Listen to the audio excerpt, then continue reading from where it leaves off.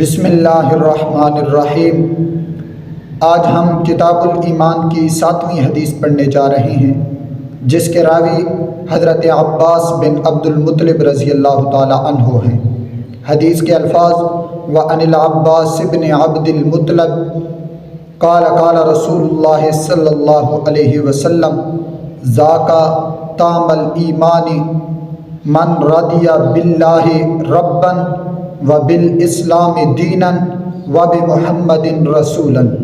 حضرت عباس بن عبد المطلب رضی اللہ تعالی عنہ فرماتے ہیں کہ سرکار دو جہاں صلی اللہ علیہ وسلم نے ارشاد فرمایا کہ جو شخص اللہ رب العزت کے رب ہونے اور اسلام کے دین ہونے اور محمد مصطفیٰ صلی اللہ علیہ وسلم کے رسول ہونے پر راضی ہو گیا، اس شخص نے ایمان کا مزہ چکھ لیا۔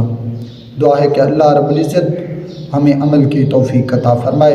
وما علینا الا البلاغ المبین۔